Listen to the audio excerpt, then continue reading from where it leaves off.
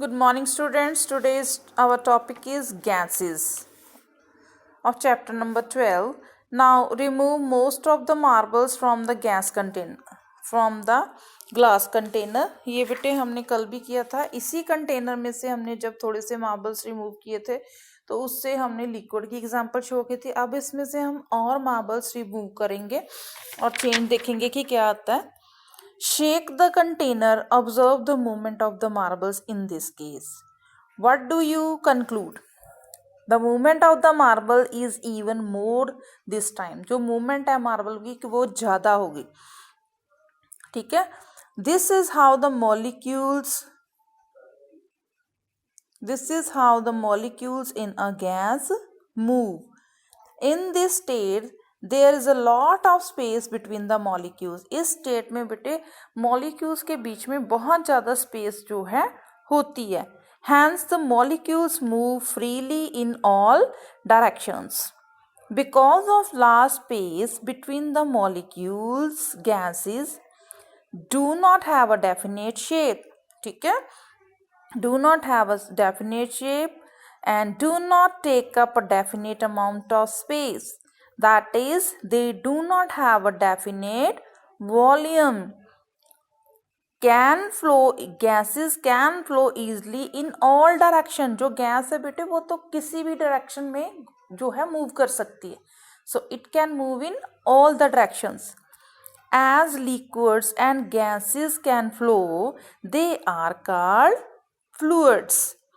Let us understand this with the help of some activity. ये देखिए बेटे activity 6. Take a balloon. आप एक बैलून लीजिए और उसमें ब्लो करिए एयर, भर दीजिए हवा.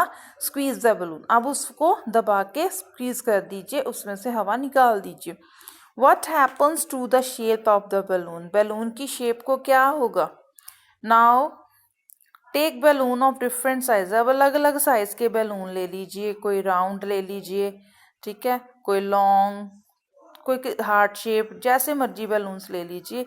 Blow them and observe what shape the air has in each balloon. ठीक है. तो आपने फिर ऑब्जर्व करना है कि कौन सी शेप है एयर की सभी बैलून्स के अंदर. When you squeeze the balloon you change the shape of the air filled in it. जब हम बैलून को स्क्वीज करते हैं तब उसकी बैलून की शेप को चेंज करते हैं. This shows that gases take the shape of the container. इससे पता चलता है कि जो गैसेस है बेटे वो कंटेनर की शेप ले लेती हैं. and they do not have a definite shape. और उनकी कोई भी अपनी डेफिनेट शेप नहीं होती. अब आगे देखो, इन्होंने एक और एग्जाम्पल दे दी है. Take incense stick. एक इंसेंस स्टिक ले लीजिए, अगरबत्ती जिसको हम कहते हैं, उसको लाइट अप कीजिए. Keep it in a one corner of your classroom. Classroom के किसी भी कोने में रख दीजिए.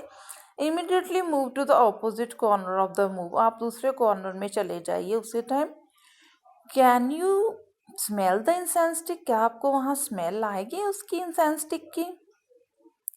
In a gas, the molecules are much farther apart than in a solid or liquid. The molecules of gas can easily spread from one corner of the room to the other. ठीक है. This shows molecules in gases are very loosely packed and gases can flow easily. Now I know why I can smell perfume from a distance. ठीक है बेटे. तो ये जो है कि एक कॉर्नर में उसने इंसेंस स्टिक जलाई और दूसरे कॉर्नर में फटाफट जाके वो खुशबू बेटे सभी कॉर्नर्स में है फैल जाएगी. तो इसलिए बेटे गैसेस जो हैं वो ज़्यादा जो है लूजली फ्लो करती हैं. ठीक है. तो following table give a comparison of properties of solid, liquid and gases. Table के अंदर हम पूरी तरह से तीनों को समझेंगे. अब अरेंजमेंट ऑफ मॉलिक्यूल्स, ठीक है, in solid, liquid and gas. इसमें arrangement of molecules very tightly packed in solids, loosely packed in liquids and very loosely packed in gases. और shape कैसी होती है solids की. fixed shape. और liquids की no fixed shape. take the shape of the container. no fixed shape. take the shape of the container. अब volume solids का definite, liquids का भी डेफिनेट, बट गैसेस का नॉट डेफिनेट. अब ability to flow solids की they do not flow, liquids can flow, gases can flow easily. और आगे देख लीजिए बेटे, चेक पॉइंट 1 आ गया. नेम एनी 3 गैसेस बताइए 3, सॉलिड्स और लिक्विड. गैसेस में बेटे oxygen, nitrogen, carbon dioxide. Solids में टेबल, शुगर, सॉल्ट. लिक्विड्स में बेटे वाटर, मिल्क, ऑयल, जूस, जो मर्जी आप लिख सकते हैं. ठीक है, कोई भी 3 एग्जांपल्स देनी है.